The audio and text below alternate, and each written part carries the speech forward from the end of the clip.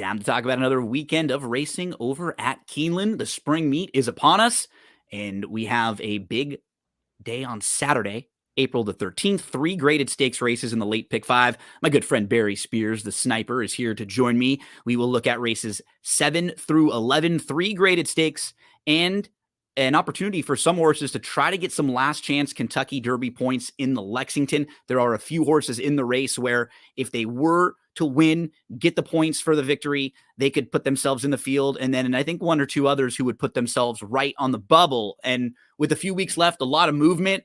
Barry, my friend, it's kind of the calm before the storm nationally over the next few weeks. There aren't as many relentless stream of graded stakes all over, but Keeneland, every day of racing at Keeneland is strong. And this Saturday, there's 3 graded stakes on the card. And even what feels like, oh, it wasn't an all 5 graded stakes pick 5, it's still a really good day on Saturday. Yeah, I mean, they bring the heat, especially early on in the meets like this, like the first couple weeks. I mean, which race is it? I want to say it's the 9th race on Saturday with the Jenny Wiley. That race is a monster. Oh, I mean, from quality. the quality that's in it, and every horse is very, very evenly matched, and it should be a great race all the way around to watch and to bet on. So, Keeneland does it right, and we're here for it, my man. Anytime you're handicapping the races, make sure you get to drf.com. Everything you need for the Keeneland Spring Meet. PPs and picks every single day. And they already have, because now almost all the Kentucky Derby preps are done. This is the last one with the Lexington.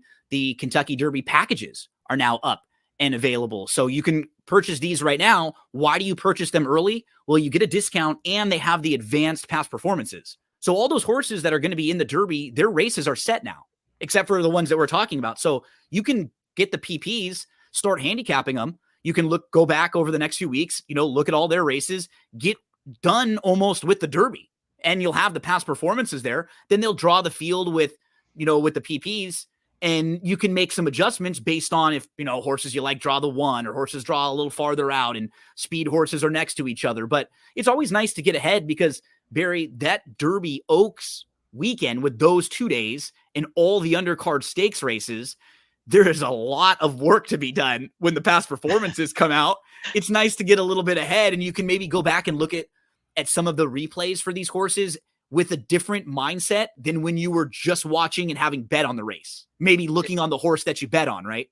Yeah, absolutely. I mean, the homework and getting all that information in your mind ready to construct bets is where it's at. And for me anyway, the earlier I can do that, the better. I was just going to say, that's one thing I would give if anybody ever asked me like advice. I feel like the earlier I look at something, I just know it better because then I'm going to talk about it a little bit more with people. And by the time I get to that day, I have a really good sense of ticket structure, or if this horse gets scratched, who should I bump up, or what these horses are, or each of their styles. And it's so nice when you're able to do that and you don't have to kind of cram it all that day. And then if there are weather changes or surface changes or scratches, the field then you can call audibles and make adjustments when needed. Let's get into a big weekend.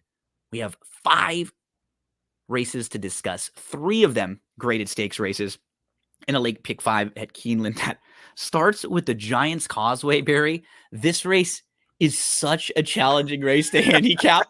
It's 5.5 furlongs on the turf. It's a grade 3. When I go through, I'm sure everybody has different handicapping methodologies they use.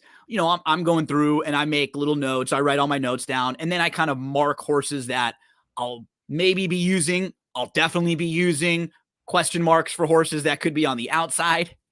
I almost marked every horse in the field here. You know what I mean? Like I'm going through it like at one point or another. It's like at least a question mark, then my asterisk, then the circle for a few of them. And you go through the field and you kind of look at the odds. You got to play. The music is 5-1. Bling is 6-1. Jill Jitterbug looks a little overmatched, but Orv looks very live in here as a 15-time winner. A horse like BG Warrior is in good form, has won 2 in a row at Turfway, both of them stakes. You have Secret Money, who's pretty sharp and would not shock. Second start off the bench, second start as a 4-year-old stepping forward. Port Townsend is 20-1 on the morning line, but the horse is 2 for 2 on the grass, done absolutely nothing wrong.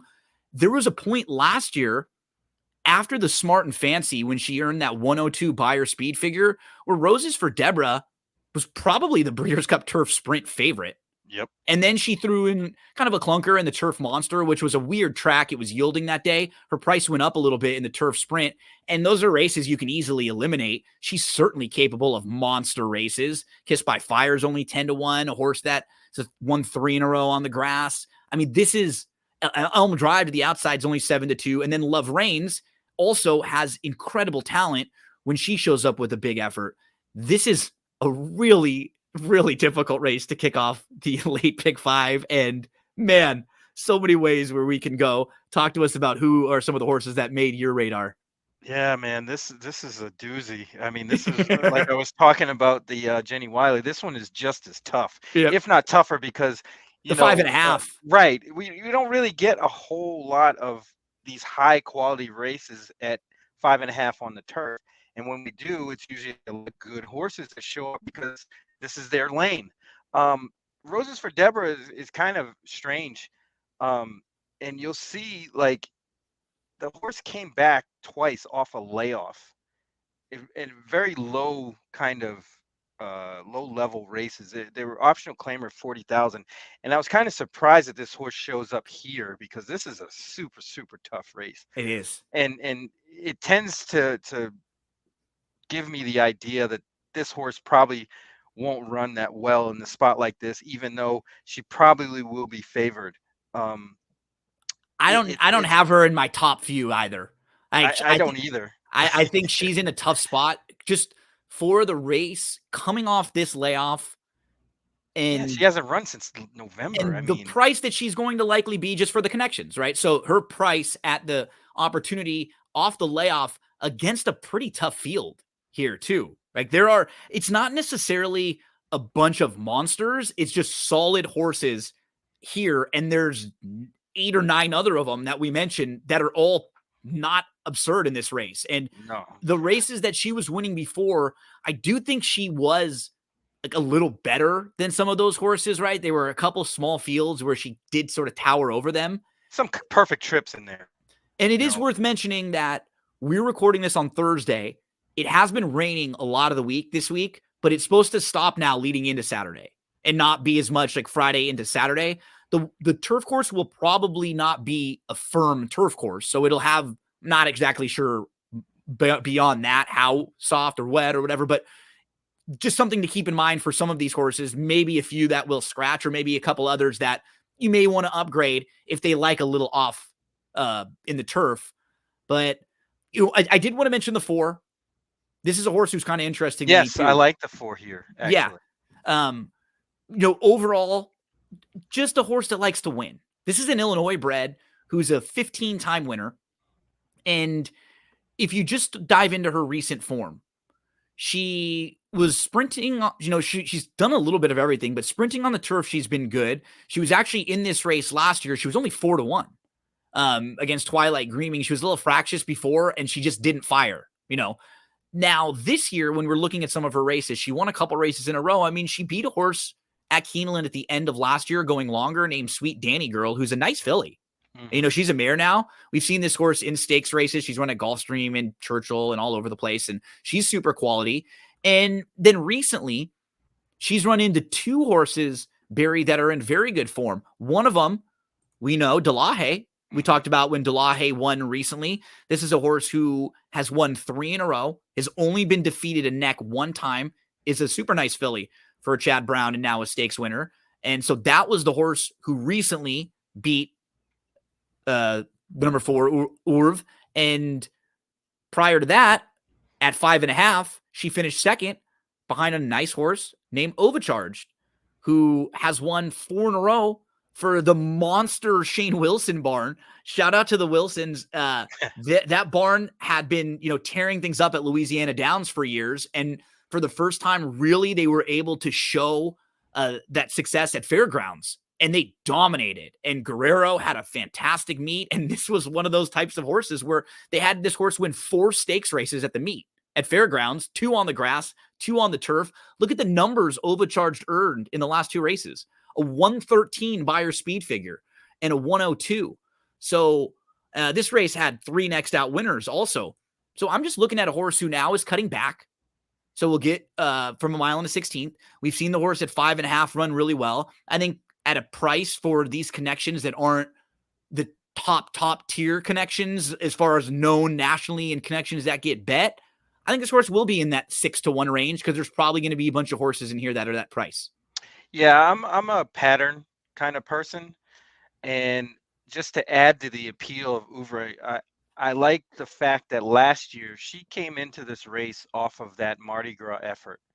This year, they got 1 extra race at a In mile and the between. 16th. Yeah, and I think that's going to put the bottom in on this horse to run well on Saturday, and I think she merits a really, really good shot. Others that I wanted to mention, I thought the 2 was kind of interesting. Bling, who hasn't run in a few months, but her turf form overall is pretty good. Look, 2 starts back, who she runs into, Surge Capacity. She's not beaten all that much behind Surge Capacity, who's almost 5 for 5 in a grade 1 winner, and we're going to see her later. And Heavenly Sunday, who's also a nice filly who came out of that race to win a grade 3 that was taken off the turf, but she's been super quality, graded stakes winner on the grass prior to that. I didn't think that was a bad effort at all from her. Now, she does have a few months to deal with off the bench, but she's a little versatile. I could see her coming from off the pace a little in here too, which wouldn't, be all that bad. I don't mind horses off the bench in a turf sprint like this where they come late. You're only really having to run a quarter mile sometimes. So Johnny V's aboard. She's another that's going to be in that same price range. A lot of horses in that 5 to 10-1 range. Yeah, I mean that's the sweet spot in a race like this. I would basically, what I did is I started with horses that I don't like. Sure. And in this race, Elm Drive and Love Reigns, I am totally against here. I think Elm Drive doesn't want this short. I'm totally against Elm Drive. The 12 is a question mark to me. The post hurts, and she's certainly A closer talented, too. but That's the trip Yeah. is going to be difficult for her. She's shown versatility, and she's super talented, but she's been physically, she's had some physical issues. You can see she's never been able to put 2 starts together. And again, she'll have to deal with a long layoff here, a wide post, and she probably is going to get bet. Right. I wouldn't be shocked if she's 5-1 or 4-1, Yeah, I can't get down with that in this race only because she's a dead closer. I know she's been keeping really good company, but from what I can see, she probably would have to clear this field in order to get the position she needs. And I don't think she has that kind of speed, especially with the others that are going to go for it. I think Mike Smith's horse, the 9 Kissed by Fire, should be out there winging it. The inside horse, I think, might have to force the issue a little bit. Try to get a little positioning. Who I do like a little bit anyway, Me too. because that horse is actually on the rise. Yep. And got some versatility to her. Like you said, I think they can use some speed just to get position. I don't think they're going to want to be on the lead, but use it, go a little, push them a little, and then sit. She's sharp right now. I have no knocks on her. She's in the mix for me too. Yeah, and BG Warrior should be out there trying to go for the lead. You might even get maybe Tyler G trying to force the issue too on his horse to 6. Yeah, she's a little interesting to me. Like at a price, mainly just sort of like form and looking at her overall. So she started building herself up nicely last year, and then I think you can look at her races going a mile. They're just probably a little too far for her. And again, she was in that Surge Capacity Heavenly Sunday race. She actually had some traffic that day. It wasn't the smoothest of trips. December race at the end of the year on the synthetic, put a line right through it. She comes back. It's her first start off the bench. She's running in the mix what she would have been running last year, basically what she had run in a lot of her races besides that one career best effort when she won the Music City. And that was a nice race at 5. I think the 5.5 is probably a little bit better for her than the straight 5. She probably is somewhere between 5.5 to 6 or 7 even. That would be good for her. So she's she's one that she'll probably come down a little bit and be closer to everybody else, maybe like 10-1. I don't have a problem with her. No, she looks Yeah. pretty good on paper, and I do like Port Townsend too. What's wrong with what she's done? Those two efforts on the grass at 5.5 at the fairgrounds are as good as anybody in here. Separated by a layoff, so she has every reason to step forward in this start. Second off the bench, second start as a 4-year-old. She showed speed in her first win on the grass. Then she showed the ability to sit off a little bit, which you need in a race like this. You can't really be one-dimensional. It's nice to have speed, but you have to be able to sit, because there are going to be some of these turf sprints where you're just not going to get the lead. So Yeah, we know she can do both. She's had plenty of time, over a month, to recover from her first start back, so shouldn't be a quick turnaround or anything. I have no knocks on her. It's yeah, this is a tough race. I it's mean, really challenging. And when that's the case, if you're not in love with some of the shorter price horses, don't hold feel on. like you have to use them. Don't, especially if you're going 5 or 6 or 7 deep, we'll throw out some of the shorter prices, because that's the whole point of spreading out in a race like this. You're looking for the bigger prices, especially when it's a race that is the start of a pick 5. Obviously, the pick 5 is a lower takeout and better takeout, so you'd rather play that. But if not, you come back and play the pick 4. And at Keeneland this year too, I've been taking swings at more doubles because they lowered the double takeout. Absolutely. I'm just more intrigued in okay, you know what? I'm playing a little more aggressive, because if I get knocked out here and there's a couple horses I like later, I can come back and try to play me a nice $20 double with these two, or a $10 double, 2 horses to 1 that I like that are some prices. And I just play more aggressive even in these races that are difficult. Don't feel scared and like you have to include some of the shorter prices that you don't love. And for us, that's probably Roses for Deborah in here. Yep. And that's how heroes are made. Throwing Yeah. out chalk is how hero bets happen. Yep. But yeah, this race is wide open. It also, one more thing is, it starts the $3 turf pick 3. Oh, those are great, man. Those are great.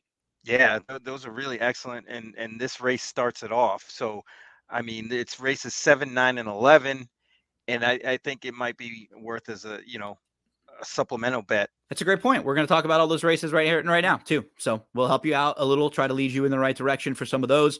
We saw the $3 pick 3 last week that combined the 3 prep races. And just when you have that higher base, the thing, it was resilience, it was stronghold, and it was Sierra Leone. So you had the favorite, the second choice, and 9-2, and the pick 3 paid $250. It's not bad. Because it was the higher base wager, because it's a little more difficult to play. So I like having options like this. We got in an age where we got all down to 50 cents and 20 cents and 10 cents, and those are fun to have. It's nice to have the option, but these bigger wagers are tough because it's a different strategy. It's really difficult to put tickets together. When you have a $3 base, you can't use 5 and 6 horses in every race. You got to be a better handicapper and a better gambler. So really, really good higher base wagers that, pay well as we turn the page to race number 8, second leg of the pick 5. This one kicks off your late pick 4 on Saturday, Barry. We're going to go 1 mile and a 16th on the dirt course here. These are top level horses that are just right below stakes horses and graded stakes races. And at first glance, I'm looking at this race and I'm going, Transect has the blinkers on, and all of his best races have been when he's showing speed. I have to feel like with Saez aboard, rail draw, blinkers, they're going. Giant Game, his best races are all right on the lead. The last 2 times he won, he went wire to wire, and he's been forwardly placed in all of his recent races. Frosted Departure, his most recent win, 3 starts back, going wire to wire. All of his best races come where he's on the lead, forwardly placed. He's going to be in the mix early. Brigadier General, just looking at the Timeform US pace rating, he has a 111 here. He did not get quite to the lead last time out. And in many cases, when that doesn't happen, the next time you get a little more aggressive to make sure, because his last win came when he went wire to wire, a few starts back in the slop at Keeneland. I'm going to skip the 5 for a second. We'll come back to him. The 6, Gilcrease, stretching out from sprint races, expecting him to be forwardly placed in here. And if the 1A runs, you have parts of the entry, he's also fast. And his last win came going wire to wire. That left 2 horses in the race for me, Barry, that I was looking at thinking, okay, these are the horses that should at least for sure be the closers. And one of them is Classic Catch. And Sure. that's the 2-1 morning line favorite. I think he makes a lot of sense. The problem with Classic Catch, though, in just looking at his form overall, all 3 of his wins have been at a mile and an eighth or Longer. Yeah. he's coming off the bench. So while he could get the trip in this race and certainly could win because he's classy enough and it will set up for him, he feels like a horse who's going to be a little overbet and might need a race and one race a little bit longer. I wouldn't be shocked if we see this horse run really well here and then step up into a stakes race next time going a mile and an eighth or a little bit longer. That's what, if this was my horse, that's the hope I would be. He runs well here, and that's where we do. That's what we do next time out. Kind of by process of elimination, I get to Hayes Strike as a horse who did. He was entered in today, still entered in here, right? Like as you and I are recording, because I didn't watch the last couple, and so I'm gonna get into him right now. But talk to us. Did you see the race shape up the way that I did? Yes, but one wrinkle. I honestly think Transect has the run of the race because I don't believe that he actually needs the lead in order to be effective in this particular race. But getting out of the gate on the rail will force others to run faster, even though his natural speed, he's naturally the fastest horse in this race. The others will have to work hard to get where he is, and that's going to give him a huge advantage, I believe. I think the blinkers on is just going to make him that much more focused. I don't think he's going to run off. Louis will get this horse in that old quote unquote Louis size trip, right, stalking right behind the leader. I think he's going to get that same kind of trip on Saturday. And he's a nice horse. So just for the handicapping and everything, Hayes Strike and Giant Game both were scratched out of their race today. So they will likely be in this spot. And I think of the speed horses, Transect would be the one with the draw that I would use of the speeds. If I'm playing the pick 4s and 5s, I'm going to probably use 1 or 2 of the speed horses, and I'm going to include him for sure. I just think you give him a big chance back. He got squeezed back at that start. He came, and then he got squeezed again out of a spot. He was last. He was almost 10 off, and he's just been so used to being closer than that. Now the blinkers come back on. It just signals that he will be aggressive in here. And, the way I kind of plotted the race out, I just got back to Hayes Strike. And he's a horse that really makes sense to me, like his form overall. He's not quite as fast on the speed figures as some of the top horses in here, but that never surprises me with the horse who's a closer. Because these are horses who just get up. They don't run away from you and earn monster speed figures because they don't have the type of speed to run away from fields. They need the right type of field. And, you start going through last year, they put him in the bluegrass. Took a shot. He was 45-1 that day. He finished 7th. Let's go since the bluegrass. He comes back. He wins the Texas Derby, earns a nice speed figure that day. He's in the Ohio Derby behind Two Phils in Bishop's Bay. At this point, Two Phils was going to be your second choice at worst. Right? You know what I mean? Going into, the belt, he wasn't going to go to try. Was he Travers next? I don't remember exactly what was going to be for him, but he at this point was like the top of the division. He didn't run in the Preakness back where he would have probably been favored after his runner-up effort in the Derby. And then he runs into, Two Phils in the Ohio Derby where he earns a 105. And at this point, he's like top 2 3-year-olds. And any race he shows up in, he's going to be the favored or right in the mix at that point. And Hayes Strike was 3rd that day. And so you start going through all of his races. This is another one, or his recent form. So that race, he actually ran pretty well in the Ohio Derby. He comes back in the Indiana Derby. It's on a good track, and it's a race in July of last year. He's off from July all the way to February. Shows back up in February. It's a sloppy track. It's his first start off the bench. And then he takes that big step forward that you're hoping in his second start off the bench, March 9th. It was his second start as a 4-year-old. He got the Beyer speed figure progression right back up to where he was last year. And now can he just take one more progressive step forward? In that race, he lost to a horse named Silent Poet. Silent Poet won that race going gate to wire. And it just feels like when you eliminate a lot of the horses in this race, this could be one of the spots for him to win. And he's just never going to be a horse that wins all that often with his running styles. Yeah, that's really my issue with this horse. You know, obviously we're gonna have to pay attention to the earlier races, but there's three things that I put against this horse, unfortunately, because I do want to like this horse. First is Kenny McPeak. Hard to tell when his horses are going to run good. Second, I vowed never to play a horse that's got beaten by Jace's Road. And then thirdly, I vowed never to play a horse that's been beaten by Tapit Trice. And Hayes Strike has all of that. I mean, he's definitely a good horse. I mean, and it just seems like that this horse and the 7 Classic Catch would need a pace meltdown to win this, and I don't know if they're really going to get that. It's hard to tell. Now that's why I say you kind of have to watch the races earlier in the day to see kind of how the track is playing, the speed is holding up, and so on. Because last weekend, speed horses were winning all speed inside. Yeah, short races, but not long races. All the races over a mile last weekend were won by people not on the lead. So, you know, that could tell you a little bit of how the track is kind of playing, but you know, something to pay attention to. I like the horse's number. He's probably not going to get bet. The 8-1 is probably going to hold. It's just a matter of how the race shapes up. I would definitely use this horse underneath in on bigger tickets in pick 5s, pick 4s, but I'm not too confident. And those are usually kind of the horses that win, and you're like, man, I should have had that horse. I liked him, but I was kind of on the fence. So, you know, you kind of have to weigh your options here. Yeah. I think for me, getting final couple points on why he'll kind of be in the mix for me. I think it's a soft enough spot to where none of the other horses terrify the heck out of me in a graded stakes race situation to where I'm like, you know what? He might be a little bit overmatched.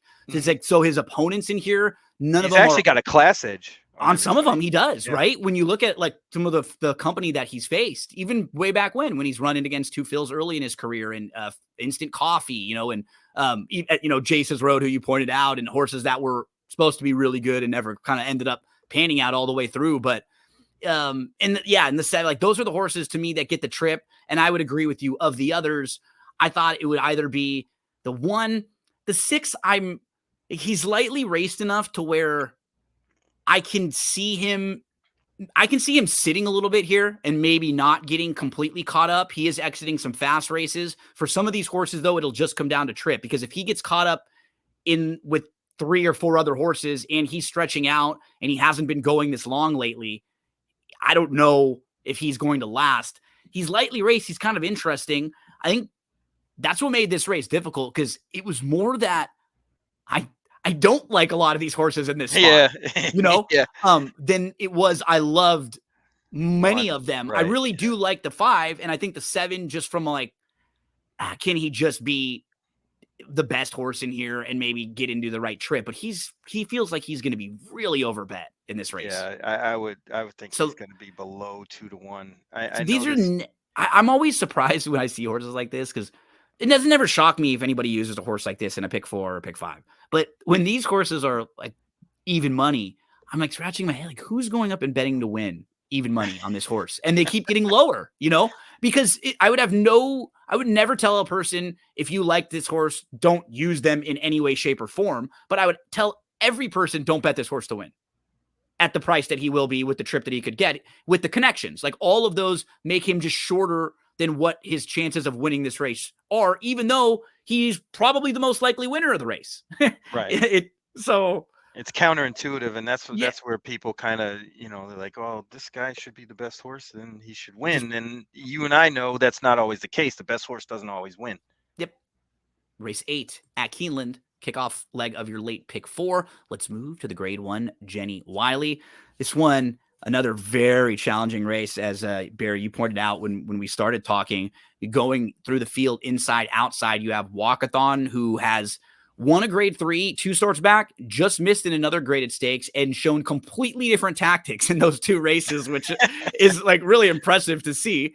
Fluffy Socks is always in these big races, but she really needs the right kind of trip. She's certainly classy, but she just needs things to go perfectly for her to win. Elusive Princess, super classy. She got a weird trip last time out. They went really, really slow. I'm expecting a big effort out of her. English Yes. Rose comes in for Appleby, right? With these connections, she looks better to me than some of the Appleby horses did some of the more recent ones. Like, she does look pretty live. She's done almost nothing wrong. That race at Maidon was very good. Gina Romantica has run 2 monster races here at Keeneland on the turf course. She absolutely loves this course. She earned a 105 Beyer speed figure, winning the grade 1 First Lady. She's a multiple grade 1 winner in her 2 Keeneland starts, but she hasn't raced since the Breeders' Cup. Surge Capacity's done nothing wrong. She's 4 for 5 with a second grade 1 winner. Just then Didia might be the horse to beat in the race. Right. And we're talking about her now. She's a 10-time winner. She's stepped it up. It was nice to see her get that big, big win in the Pegasus World Cup filly and mare turf. She was in the Breeders' Cup. She wasn't really a top-tier contender in there, but the Pegasus was a much better spot for her, and we've seen her compete against real quality horses. She always shows up and fires, and I mentioned 7, I think, out of the 10 horses that are live and certainly could win this race. Yeah, you know me, and I'm not a huge advocate at all of going all in races, but I could understand how somebody could in this particular race. Yes, I I mean, could too. it's just that almost inscrutable. Everybody looks the same as far as speed figures, as far as running style. Nobody really And the one does that maybe is a little like recently higher hasn't run since November, correct. right? So So it's like, there's the question mark with Didia, is that the equalizer, for horses like Gina Romantica, who may not have run in quite some time? Is that the equalizer, that you have others with a little more recent form? I thought this was a fantastic race, top to bottom, quality, quantity, fun to handicap. Man, it was just too tough. I mean, I would like a horse like Gina Romantica, but I just fear that she's going to get bet way down, Yep. including with her stablemates. She ran Fluffy a bang-up Socks, race against the boys in the Breeders' Cup Mile. Like a she sure bang-up did. race that day. She sure did. It was kind of bizarre that she landed there. Mm-hmm. Master of the Seas is coming back this weekend also. Uh, but it's tough. I mean, how can you evaluate that? She ran basically her 2 best figures the last 2 races she ran last year. Where's she going to pick up with this year? Is this the goal? Probably not. But she's training well coming into this. And What she kind likes of this trip is she going to course, get? I mean, there's too, really only one speed horse in Walkathon. Other than that, they're all going to be lining up for something. So this is really, to me, a rider's race more than Mm-hmm. anything else.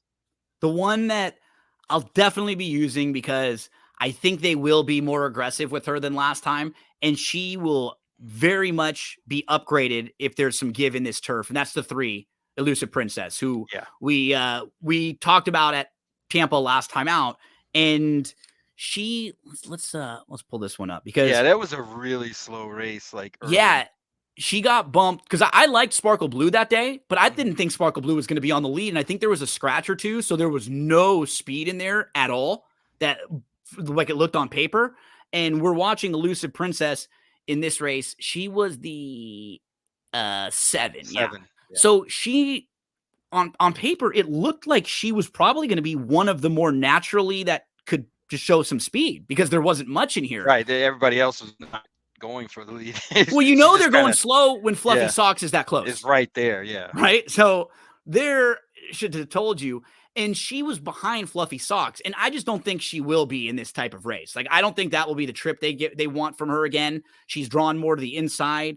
I could see Walkathon going and her being very content to try to be just in the next tier behind Walkathon, inside, saving ground. See, here she's 5th. She's in that second flight, and they are absolutely walking in here. She's 2 to 3 lengths off. And then what's going to happen? Watch the horse to her outside, makes an early move. she gets shuffled back even farther. So now she's up in a good spot here. She's in fourth and she's closer, but here comes the 6 to the outside. Then she gets caught in between. She has nowhere to go, and she's got to stop, tap on the brakes, and shuffle back in a race where they're just crawling and they're not moving at all. So even little moves like that where it costs you a length of positioning and it puts you in the jackpot right here where she has to take up again, has nowhere to go. Then she has to back out. She's going to angle around 5 wide here in this small field. And she's only going to get beat when it's said and done by a length. Meanwhile, this was also her first start in 5 months. So she probably needed this race. Yeah. And even here, so she's back to dead last on the turn when she has to angle out and lose all that ground. And here she comes closing under really slow fractions in a race where nobody else is closing. I thought this was a really good effort from her, and I'm expecting a big one on Saturday. Yeah, this is one I definitely zeroed in on, especially at that price. If you probably get your price with her. Yeah. Because of the way she ran last time, I think people are kind of cold on it, which is fine with me because I think she's probably going to be an overlay. The 5 English Rose. She won Group 2 last time out. She was 4th. She was about 4 lengths off. And then she just sort of moved up nicely with another rival. Both of these horses were moving well early on in the stretch, and her ears were up, and she was super comfy, and it looked like they were both kind of moving in the same speed, and then she just separated another gear late in the race.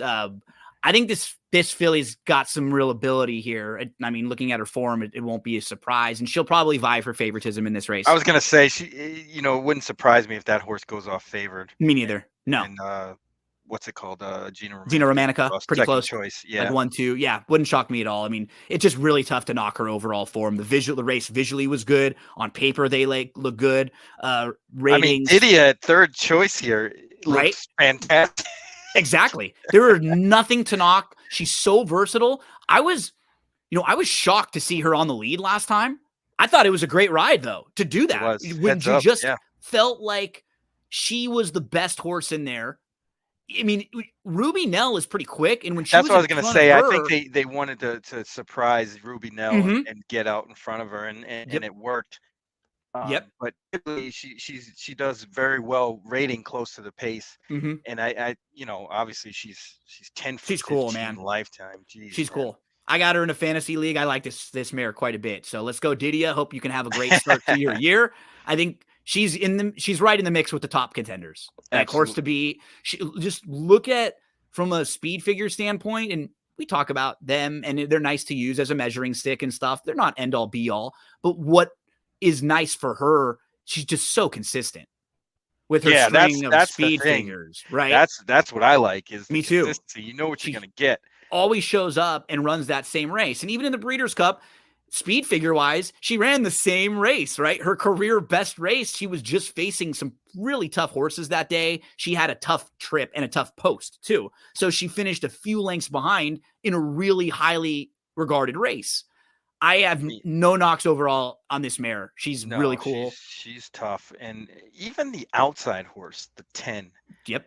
I mean, this horse is getting better out there. Look at the race, the surge capacity race. All these horses are coming out of it, and they were separated by a length. She was in front of Fluffy Socks 2 starts back in the Athenia. Right. It can go any way with these horses. That's why I say this, if it was any other time to go all, this would be it. It's just a challenging race. One more that we have to mention will be Surge Capacity, who we've gone through before, but she's a grade 1 winner. She hasn't raced in a few months, so maybe she's not 100% coming with her best race, but she's fired off the bench. She fired in her career debut. So she's shown us that this horse particularly can fire fresh. And she's another that she's just a quality horse. She seems to have some versatility that she can win in different ways. That's what happens when you have these nice horses. And I would not be shocked at all to see her run a really big race. I think when you look at her races visually too, they're a little more impressive. She's also won on a yielding turf course. So if this race is still a little wet from rain the days leading into it, She's shown she has no problem there. Yielding turf course at Saratoga, where the weather was bad this year. Those Oof, yielding and brutal. good, where it was just pouring. So really tough to knock her in. And it's not 5 graded stakes races, but this pick 5, top Oof, to brutal. bottom. It's tough. So challenging. I hope you have your handicapping hats on. Anything else you want to mention about the grade 1, Jenny Wiley, Barry? Honestly, and it wouldn't surprise me if a horse like Star Fortress bounces back and Right. runs the big one here. Obviously the horse has talent, Mm-hmm. just needs the right spot, and I think this is a much better spot than pretty much both of her races this year. I think this one is probably she's going to probably give a really good effort. She was in that slow race that we just watched, Mm-hmm. and So I you think can just those horses. eliminate that one. And that Yeah, I was think those horses are going to come out of that race very well and run well. So I in expect the 8 and the 3 to be pretty good here. and then so what you have to do with a horse like this too is okay, she runs that big race in the Cardinal, and coming out of that race, she was a play against in the Pegasus. She was just too short Short, yeah. because that was a big, big race, and we just didn't know if she was going to be able to put that back together. She seemed like a horse who was an interesting play back in the Hillsborough, but the race just did not shape Fell up at apart. all. Yeah. Right. So you can't just look at that race and go, no good. Why wasn't she able to take a step forward? They were going 52. They were crawling. It really wasn't race shape. I know she was sitting close, but it's different when you have a horse that's on the lead, getting those fractions, and she's a little wide. So this feels like it could be a really nice spot for her. And it's definitely going to be built into her price that she's thrown into in a row that are just clunkers on paper. Right. And honestly, I'm probably going to use her on tickets on Saturday. But if she doesn't run like This is like really her last well, shot, either she probably. wins or runs really well, I'm going to be done with her. Yeah, this will be the time you can really play her too. Yep. Looking at her recent prices, she was 7-2. She was not even 3-1, and now she'll be double digits in here. And this is the type of horse you're looking for in pick 4s or pick 5s to get some of that separation. Let's separate from race number 9 and move to race number 10. The grade 3 Stone Street, Lexington, a mile and a 16th. Kentucky Derby points are on the line in here. For a lot of these horses, winning the race wouldn't vault them into the Derby, but there are a few that would. One of those horses in here, Barry, was a horse who won a big race down in your neck of the woods. That would be Hades, who will be one of the top contenders in here. This was the Holy Bull winner that gave him a nice opportunity to try to get himself into the Derby. And then he was in the Florida Derby last time out. He broke out. He was a little flat-footed. He got beat to a spot inside and then shuffled, and then that was it. Fierceness crossed over. Fierceness ran that monster race.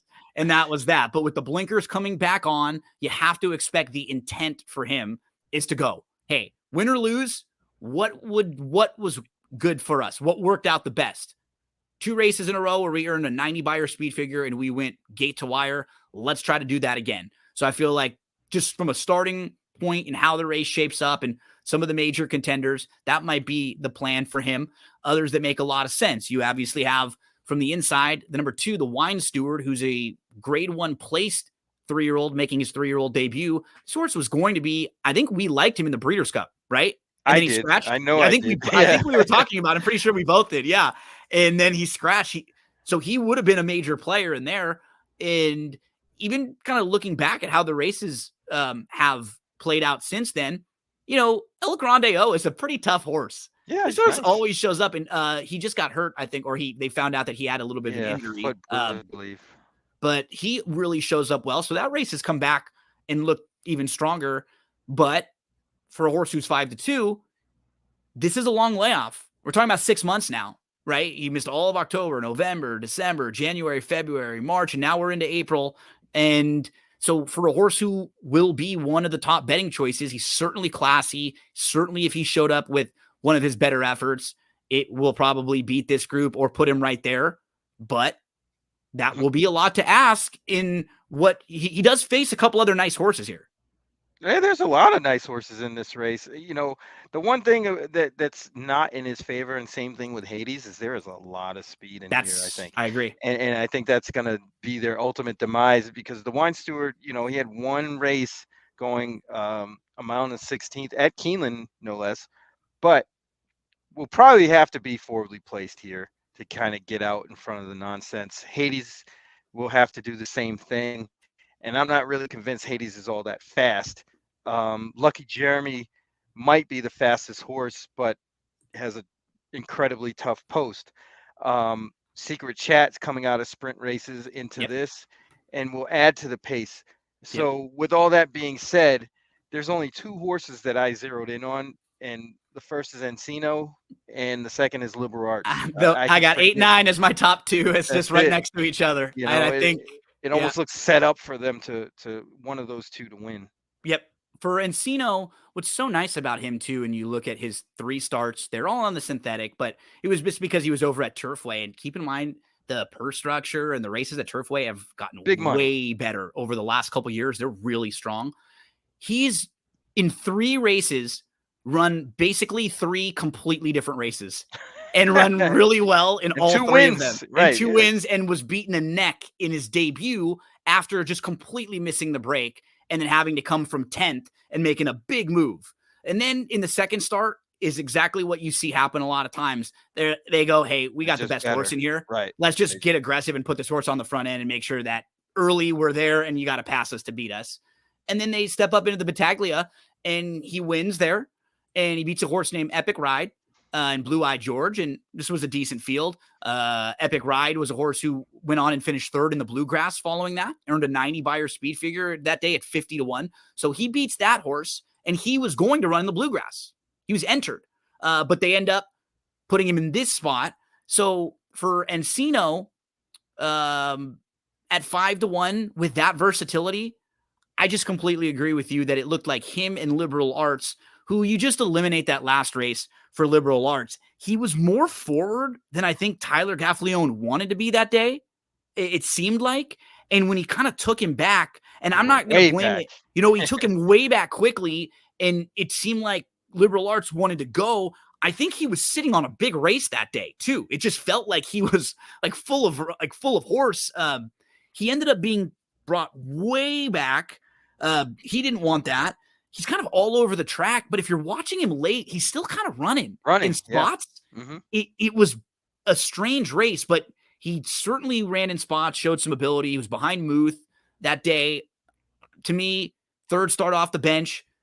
A win from Hades would put him in. A win from Encino or Liberal Arts would basically put them in 2. Right now, 40 points is the bubble. That's where like the cutoff is. It looks like, I think they said Deterministic might be not running and they're going to announce soon. And we're going to hear some of these horses soon that say they're not going to run and they're going to cut back or they're going to run in different spots. So right now, Grand Mo, the first, has 40 points. And we have Encino, who has 20. So if he were to win, he would be at 40 also. Liberal Arts, he has 19. So if he would win, that would put him at 39. Those 2 horses would be right on like number 20 and then just behind. So it's an important race for a couple of these horses who very, very realistically could get in the Derby if they were to win this race. And Liberal Arts was a horse who I liked in the Arkansas Derby. I thought the race, it was going to set up well progression-wise. Muth just crushed him that day. But to me, you and I just seem like we're really on the same page here with these two, because I feel like good spot for them. They weren't quite – the Bluegrass was going to be a tough spot for Encino. Yes. Like right now, that just feels like this was the right decision. Maybe he runs 2nd or 3rd, who knows? But I think this is a much better spot. Yeah, after that draw in the Bluegrass, this made a lot more sense. And, they may backdoor their way into the Derby and have a realistic shot at winning it. If he progresses, take one step forward. Yeah, he's going to be right there. Mid-90s buyer speed figure, right? I don't see anything wrong with him. I kind of liked him in the Bluegrass despite the post. I was still gonna use him on tickets, but this is a much better spot. Probably sets him up for success later on, even more so. But we'll see. I mean, if he takes to the dirt, which I think he will, I don't think he'll have too many problems in this race. The only other horses I wanted to mention as sort of intriguing, maybe price horses to throw in, Lucky Jeremy's races look good now because in his debut, he loses to a horse named Honor Marie, Honor Marie came back and was the runner-up in the Louisiana Derby, earned a nice 96 Beyer speed figure that day, and that's the Kentucky Jockey Club winner also. So that race looks a little bit better now with what Honor Marie has been doing. Following that, you have Lucky Jeremy win back-to-back races. Then he's in the Sunland Derby behind Stronghold, who came back to win the Santa Anita Derby. He's not a bad horse either. No, he's good. He should have won that by a lot more. He got stopped like 2 or 3 different times behind traffic, and then he finally was able to get away through. Shout out to Frey Sue, was his first grade 1 victory there. And then a lot of luck, who was second that day, came back and won the Mind That Bird Derby recently over the weekend. So, you start going through his races overall. He loses to Endlessly in the Jeff Ruby, and, that was on the synthetic. But he did what he was supposed to do that day. He showed speed. It was also going 1 mile and an eighth, which is probably just a little beyond his scope. And the horses in front of him were just a little bit better horses going longer. Of the speed horses, I could see him hanging around. And then the 3 was the other one where we're talking about horses that the trip we're looking for. He had a monster win last time out, just jumped completely up based on his prior form. Now, obviously, Safety does much better at Gulfstream, but when we're talking about horses from off the pace getting a trip, could this horse run second or third? Or, another one where if they were able to figure something out with him last time out, because 2 back he ran into a horse named Top Connor. This horse was my pick in the Bluegrass last week. He didn't run all that bad. They just said they think now the mile and eight's a little too far from him. Yeah. And Ortiz, and he said afterwards, I think Brown said, yeah, he doesn't want to go that far. So cool, they'll cut him back. This horse will be a player in the Pathé Mile, I bet, if that's where he runs. And Dilger loses to that horse who runs a really good race that day in Military Road. This was just like a strong race. Following that, career best, are we going to get the progression from him? Because if we do, he's not far off competing with here. Or does he does he regress, come backwards? Because that was sort of that big race. He's not really that good. He just kind of got the trip, everything set up for him that day. He was kind of inside traveling well. He stayed in, kind of angled around, and he ran down the 3-2 leader. And what I thought was kind of impressive just in the race was worth mentioning. So Secret Crush and Reynolds Channel, those were the top 2 betting choices in the race. And Dilger ran down one of them and then held off the other one. So I thought that he had to do, it wasn't like he just sort of got the lead and moved and went on. He actually had to move past a nice horse and then hold off another nice horse. Maybe at a price I could see him, underneath an exotics, and I'm going to talking myself into throwing him in pick 4 or pick 5 somewhere. Yeah, I thought a throw-in would have been Footprint. I like his races. He's kind of knocking at the door. Maybe needs a little bit of racing luck to kind of get over the top, but I wouldn't be surprised if that one runs well at a decent price either. One of our favorite things to do, right? You go do the race by race. His debut, he wins at Keeneland. Here going 1 mile and a 16th. In his second start, Langnose. So First World War, we know is a nice horse. He wins the Kitten's Joy. And Catching Freedom, who was 4th that day, is your Louisiana Derby winner. And the 3rd place finisher, Langnose, I had it 31-1 the other day, the Transylvania. He was flying late. He ran a really nice race. It wasn't like he even had trouble or anything. He was just a little too far back, and he came flying. And I got a couple little brief thrills because I had 50 to win on him at 30-1, at 32-1. So I was getting a little excited there. But, all of these races on even different surfaces. So he loses to Langnose then in his next start. Then in the Gun Runner, we see Track Phantom and Nash and Neat, who came back and just won the Transylvania and had won the Texas Turf Mile prior to that and beat Langnose. So, you start going through these races. Nash, the Hot Springs winner, he's a nice horse for Brad Cox, who just probably didn't want to go more than a mile. The mile and the 16th races, they seemed like they were a little too far. He was kind of a real hot horse in the division early on in the year. Then Woodcourt wins. Then he comes back at Oaklawn Park. He finishes 3rd in a race that's come back strong. The runner-up, Maximus Magic, he came back and won recently, and at Oaklawn Park, and he went basically wire to wire. That was a nice effort. Seize the Gray, who was in there. He came back and after that, he was in the Jeff Ruby, ran 3rd, and then he was in the Bluegrass. They wheeled him back quickly. Like he's a quality horse. So going race by race, it's really tough overall to knock this horse's form. Just missed by a neck last time in a stakes. I don't have a problem using him in, a pick 4 or pick 5 either. He has some versatility. He could get a nice trip sitting, mid pack to the sort of, since he's down towards the inside, hopefully he shouldn't have to be too wide. I definitely could talk myself into him. Yeah, I think he's going to get a good trip. Whether he's good enough is another story, but at his price and what his running style is in this race, he's probably a pretty decent value bet. So we might have a pick 5 here where Barry and I are probably keen 8 and 9. And maybe if we played another ticket, we could maybe use a couple others. Use the but 4, yeah. In 8, 9, 3. kind of where we started here in this one in the Lexington. Horses looking to get their last Kentucky Derby points and a shot in the starting gate for Saturday in May. Let's finish things up here. Barry with a first level allowance, $110,000 purse going a mile and a 16th on the turf course. This one has a couple that we'll start with just from a discussion standpoint. The 5 Royal Majesty will take a lot of money for Bill Mott.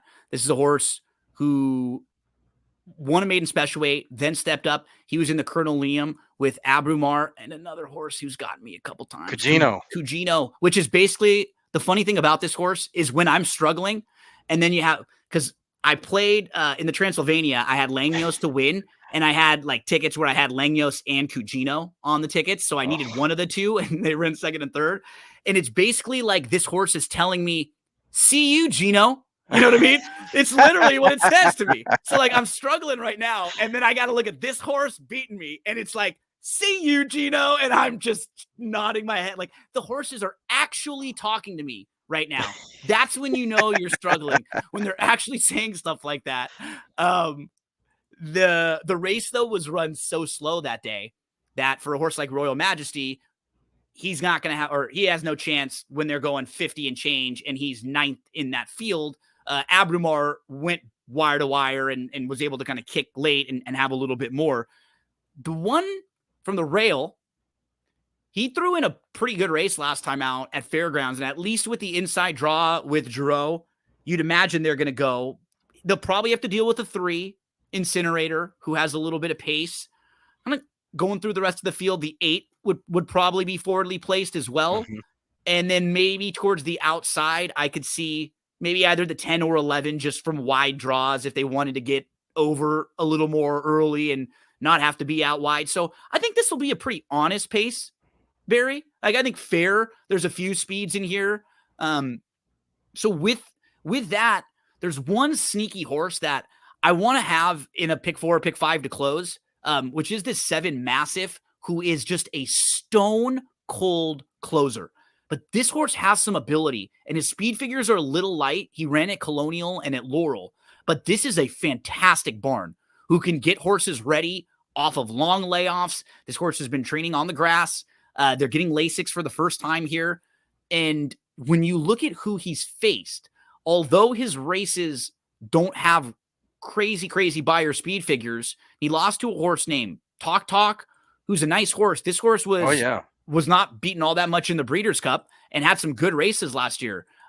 Following that, you will also see good running lines with horses like Air Recruit, another nice horse who there was a few. Wine Collector was also a next out winner in this race, but Air Recruit went on after this and ran in the Breeders' Cup Juvenile Turf. Wine Collector, we saw win that race right after the Laurel Futurity, come back and was a next out winner. And he beat a horse named Takayo, who we actually saw go wire to wire in a Gulfstream Park stakes race not long ago. So while some of these these races at Laurel and Colonial, the speed figures aren't that much. Here's Takayo winning the Dania Beach and then finishing 3rd behind First World War in the Kitten's Joy.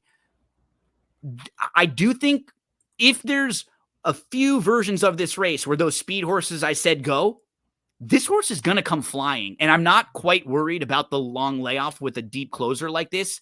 He's just going to be way out of it. He really needs that, and so he's super one-dimensional. But closing a pick 4, pick 5, I'm going to throw him in at a big price with some others. The 5 is probably the one I think is the horse to hold off. And The 9 is also going to get some money, Barry, just coming off that recent dirt form, right? Moonlight. Yeah, and then the connections there with Yeah. Irad Pletcher, they're probably going to attract a lot of attention, probably more than they should, because I'm not too big on that horse No. anyway. I think he was better early. Kind of got away from him when he went in those stakes races, and maybe they've taught this horse how to lose, and He'll be that's really overbet my fear. Yeah, because and this he's was a going to be yeah. monster race. He exits. This was by far the strongest of the Derby preps. In the Risen Star, there were 3 horses who won a next out Derby prep. Sierra Leone, after the Risen Star, came back and won the Bluegrass. I think I say Sierra Leone every time a different way. I feel like this is one of those horses where I just say it a different way every time. Track Phantom, we know his success, but Catching Freedom came back and won the Louisiana Derby. And then Resilience came back and won the Wood Memorial. So you had 3 next out Derby prep winners here. And Anna Marie actually came back and ran second. So really quality race that Moonlight was in. But we're all seeing that. We're all seeing Dornick. We're all seeing Liberal Arts too in the running lines. So I prefer the 5 to him. Yeah, I mean, Horse. honestly, the best race he's run was his Maiden Breaker, and they put him on what essentially ended up being 3 wet tracks in a row, then going back to turf where the paces are different. Yep. I can't endorse a horse like this. He can definitely win. Sure. Obviously, he has the talent and probably the speed to win, but I couldn't play a horse at a short price doing this. Because it just screams like he probably needs another race, or if he's going to stay on this track of We got to running see it. on the turf, we got to see it. Yeah. Because his first turf race was okay. He didn't even win it. And he's going to be favored in this spot. It just doesn't make sense to me. No. I do like the horse outside of him though, Beyond Stoked. I agree. I think that horse ran a really good race last time on the synthetic. Unwillingly. I don't really think they wanted to run on the synthetic, but I think it was, they needed this race between their January race and this one. So that made a lot of sense that they stayed in instead of scratching, because this was the goal. And that race he ran in January was pretty good. Like we just talked about that race. And I think he kind of got wide and kind of got hung out there. Yep. And then you combine that with the muddied up form in the last race. This horse is probably sitting on a pretty good race. Well, his turf, just using his 2 turf races, that's like the baseline that those speed figures and what he's done there fits right in the mix with everybody else. It's better than most. And then he went to the synthetic. He did not run poorly. That was a strong race that day too. It was a good field. And, and you're looking at his last grass race, they just went really slow that day. He didn't get the best of trips. He beat Oscar's World, and he beat In a Jam. That's a nice horse, In a Jam, who came back and was in the Columbia and had won back-to-back races, like upper allowance races. This is a stakes quality horse. I very much agree. I think he's a major player. I like that he has speed, but he can also sit and pass. I think from the outside draw, that's the style you want, because you might have to go. But if you're going to get parked, then at least Johnny V has enough kind of positional speed to kind of use it. Let's not have to be 4 or 5 wide. Let's see if we can get into the 2 path, or not have to be that far out of it. Right. And the same goes for the other horse outside of that one, the Frontline Warrior. I think they're going to be kind of close in how this race is going to be run. I could see either one of those 2 winning this race easily. Yeah, me too. A really challenging race where, again, this is a difficult pick 5, and you have to make sure in one of these races you do what, at least mentally, what Barry and I were talking about. Okay, we know in the Lexington, that's a race where we can just right off the bat, we're going to be able to shorten up and use 2 in there. Right. When we're building our ticket, where you're building your tickets. And that's fine, especially in a race like that, where those 2 are going to be 2 of the shorter prices, but the Wine Steward will take some money. We won't be playing 2 to 5 horses or 9 to 5 horses. We'll be playing, 5 to 2, 3 to 1-ish horses in there, and then spreading out, using others, and chucking a lot of favorites. While you're doing your handicapping, the back of your head, you should also, and I think a lot of us do this once you get to a certain point, already be putting together your tickets. Oh yeah. These are the horses I'm chucking out. These are the horses that I'm using. This is the top tier. These are my A's. These are my B's. They have ticket makers and things like that all over. A lot of us do that kind of stuff mentally, right? This is the price this horse is. What price should they be? You know what? I think they're going to be less than this. Don't all those things while you're finishing up your handicapping. Make sure you're thinking about those things too, how you're going to put your tickets together. That's the most important part once you do all your handicapping. A lot of solid handicappers out there, very few really good gamblers. You know, that the difference between those two things is difficult. Barry, my friend, another Keeneland pick 5 in the books. We've already had a few of them in just a couple of weeks. And over the next few weeks, we'll have some really nice racing from Keeneland as well. It was a break in the action in Southern California this week, but they'll be picking back up next week. Don't forget, whenever you're playing the races, head to drf.com, and all throughout the Keeneland Spring Meet, they've got everything you need. Also, those Kentucky Derby packages are now on sale, and you can get the advanced past performances for all the horses right now that are in the Derby field. Barry, talk to everybody about going in circles and Big Mondays and everything going on with Chuck. Going in circles every Monday, Big Monday. We do it big, literally, because our pod usually lasts about 2 hours. Because if you start listening on Monday, you're listening to Tuesday. You're listening on so Tuesday. Big Monday so on yeah, a Tuesday, right? That's exactly it. But yeah, you know, we got a pretty good following going, and you know, we talk a little bit of everything. You know, mostly industry related stuff and the state of the game as it is presently. We kind of work that out, maybe come up with some ideas. We're always open to new ideas. Tweet at us or X post, if you will. And you know, always down to talk about horses and everything. And other than that, you can find me anywhere on social media.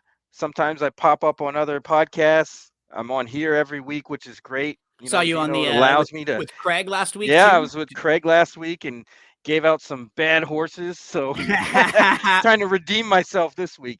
Although I did have one that I liked that ended up getting scratched. I scratched into a winner, but that doesn't count.